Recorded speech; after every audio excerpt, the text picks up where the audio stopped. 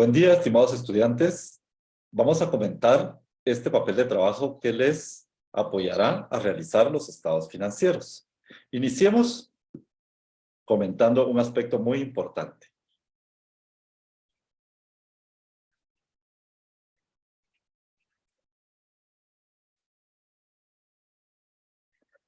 Los estados financieros son la parte final del proceso contable.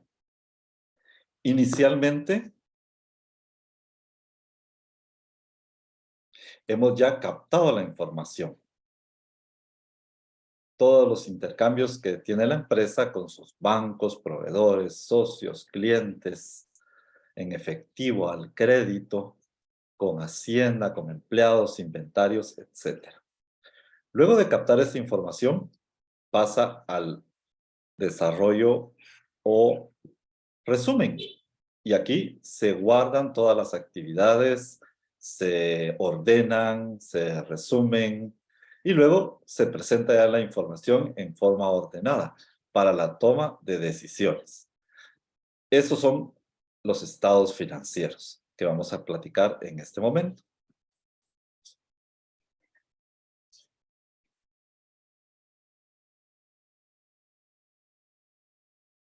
Vamos a apoyarnos en este papel de trabajo que nos va a ayudar a comprender la manera más eficiente o una de las formas eficientes para poder realizar los estados financieros. Para poder realizar estados financieros, primero tenemos que conocer las cuentas, su naturaleza, si corresponden a un activo, a un pasivo, a un patrimonio, a un ingreso o a un costos y gastos. Tenemos que haber conocido primero las cuentas. Y acá en este papel de trabajo les ayuda a que estas cuentas ya están clasificadas. Y entonces tenemos que el efectivo es un activo. El mobiliario también es un activo. Y así sucesivamente les va a ir mostrando todas las cuentas y su clasificación dentro de los 5 principales grupos: activos, pasivos, patrimonio, ingresos y costos y gastos. Con esta información vamos a poder realizar estados financieros. Muy importante es que este balance de saldos o balance de comprobación pues esté adecuadamente cuadrado el debe con el haber, como lo tenemos en este ejemplo. Posteriormente, se recomienda entonces clasificar y unir todas las cuentas de acuerdo a sus grupos. Entonces, en esta segunda parte del documento, ustedes tienen ya esas mismas cuentas que teníamos acá, ya ordenadas entre activos, entre pasivos, patrimonios, ingresos y costos y gastos. Estas no son todas las cuentas, solamente son algunos ejemplos, pero que les van a servir para ilustrar la formación de los estados financieros. Teniendo entonces ya clasificadas las cuentas, pasamos a la elaboración de los estados financieros. Vamos a empezar por el estado de situación. Iniciamos siempre con un encabezado. Debemos de poner el nombre de la empresa. En este caso, nuestra empresa se llama ACSA. Luego, el nombre del estado financiero. Iniciamos con el estado de situación. Y una fecha. El estado de situación es una fotografía financiera a un día en específico. En este ejemplo, al 31 de diciembre del 2022. Vamos a tomar la fotografía financiera. Los activos, que son los derechos. Luego viene el patrimonio, que es el interés de los accionistas. Y luego tenemos los pasivos, las deudas que tiene la compañía. Los activos los distribuimos en 2 grupos. El primer grupo son los activos no corrientes. Entonces acá en los activos no corrientes tenemos todos los activos que se usan en las actividades de la empresa, como el mobiliario de equipo, el equipo de computación, los vehículos y su respectiva depreciación acumulada. Estos son activos que se usan por periodos de más de un año. También aquí caben las inversiones o las patentes y marcas. La depreciación acumulada también es un activo, pero es una reguladora de activo. Regula el uso que tienen estos activos, la pérdida de valor en el tiempo. Y entonces es un activo, pero es negativo, porque va regulando el valor de los activos. Y entonces vemos acá que al sumar los mobiliarios, equipos, vehículos y restarles a cada uno su respectiva depreciación, entonces llegamos a tener todos los activos no corrientes. En este ejemplo, 830,000. Luego ponemos todos los activos corrientes, que son los activos que ya son efectivo o que se van a convertir en efectivo en menos de un año. El efectivo, las cuentas por cobrar, el inventario, los seguros pagados por anticipado. Estos suman 1,662,800. Si sumamos los activos no corrientes y los activos corrientes, llegamos entonces a un total de activos de 2,492,800. Luego tenemos el patrimonio de los accionistas. En nuestro ejemplo, se compone del capital y de las utilidades retenidas, que suman 920,000. Su detalle lo hemos tomado del estado de cambios de capital contable, el cual vamos a ver más adelante. Nos interesa comentar acá los pasivos, las deudas ahora. Las deudas también empiezan primero con las deudas a largo plazo, las no corrientes. Los pasivos es todo lo que tenemos que pagar y la diferencia es cuánto. Lo no corriente es lo que tenemos más de un año para pagar. En este ejemplo, préstamos a 5 y 3 años. Suman 300,000. Y luego están todas las deudas corrientes que se tienen que pagar en menos de un año. Entonces tenemos acá las cuentas por pagar, los préstamos de menos de un año, el IVA por pagar, por ejemplo, y tenemos también los impuestos, el impuesto sobre la renta. Este tiene relación con el calculado en el estado de resultado integral. Luego les voy a mostrar esa relación. Los activos corrientes suman 1,271,907 y los pasivos no corrientes 300,000. Entonces, en total, todos los pasivos suman 1,571,907, que si lo sumamos al patrimonio de los accionistas, más 920,893, llegamos a 2,492,800. Entonces, esa es la ecuación patrimonial. Activo es igual a pasivo más patrimonio. Y aquí hemos concluido la situación financiera de la empresa. Los derechos a través de los activos, las deudas a través de los pasivos y el interés de los accionistas en el patrimonio. Formemos ahora el estado de resultados.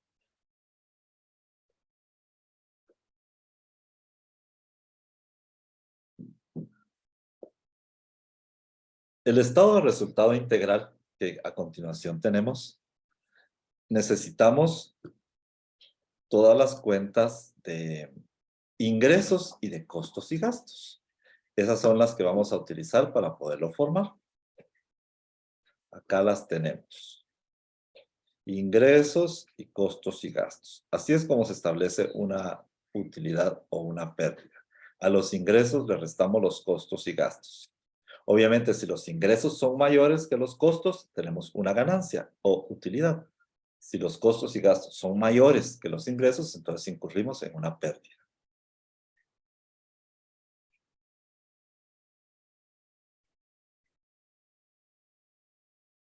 Si observamos acá el estado de resultado integral, también inicia con un encabezado, el nombre de la empresa, el nombre del estado financiero.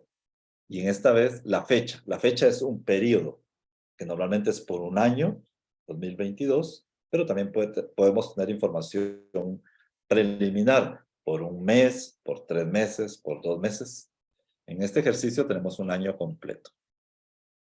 A diferencia del estado de situación, que solamente es a un día esa fotografía financiera, el estado de resultado integral es una bolsa que acumula los ingresos y los gastos durante un periodo.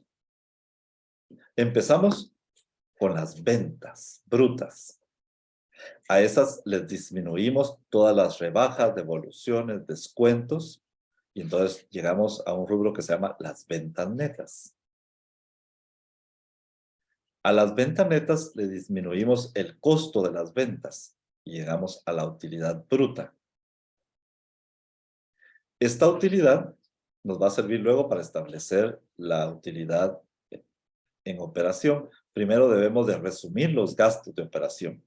Los gastos de operación son todos los que utiliza la oficina, la sala de ventas y los financieros, y por eso es que están agrupados en esos tres grupos. Los gastos de operación se componen de gastos de venta, gastos de administración y gastos financieros. En nuestro ejemplo, los gastos de venta, si se dan cuenta, los estamos sumando, porque nos interesa desde el punto de vista administrativo saber cuánto gastamos en esta área. Y entonces, en gastos de venta, tenemos 395,000, dividido en comisiones a los vendedores y publicidad gasto.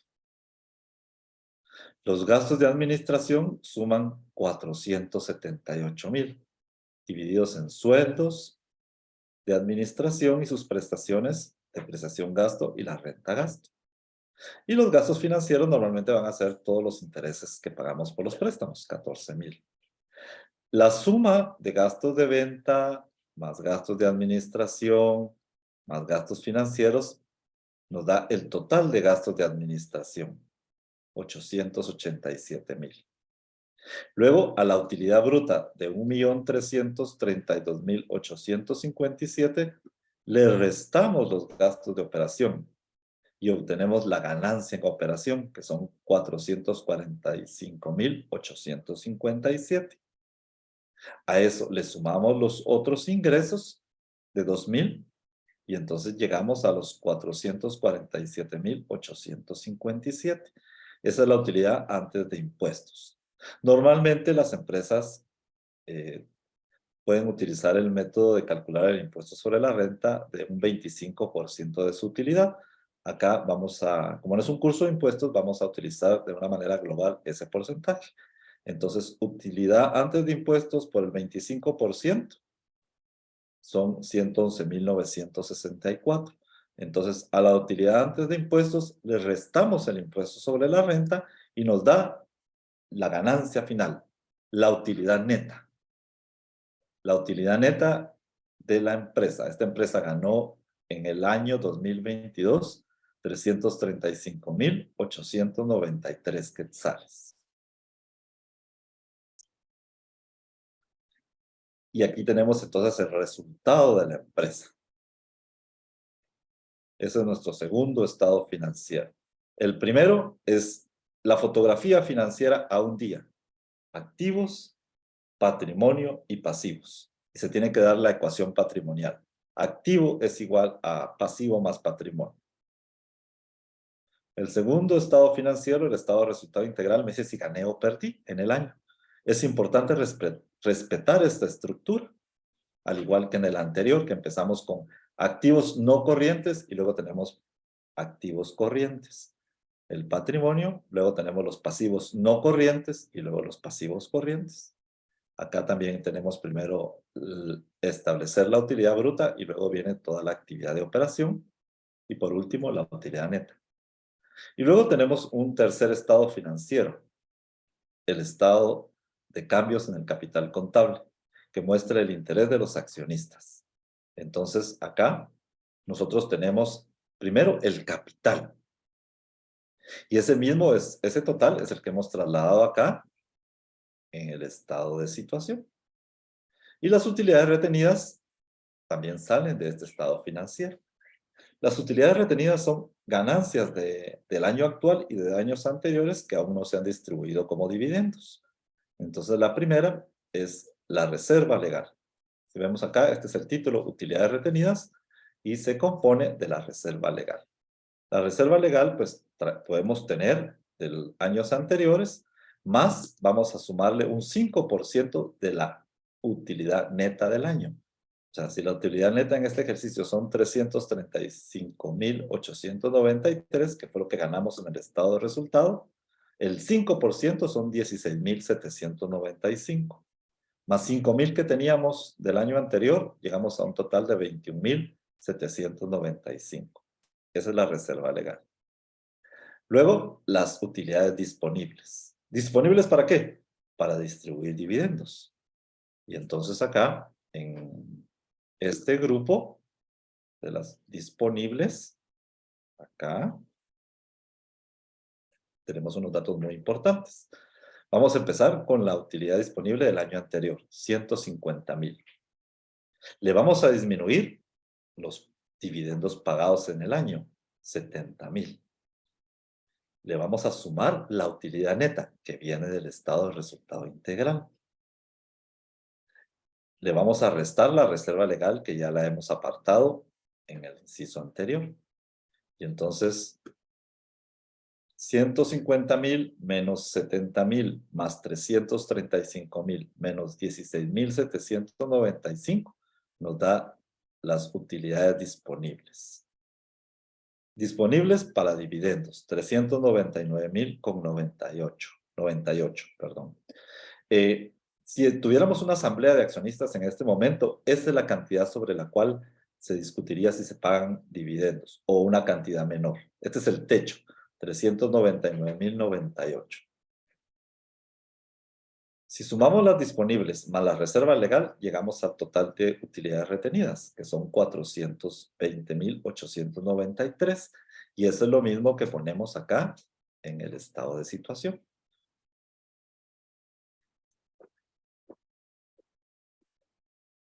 Previamente también este estado financiero tiene un encabezado.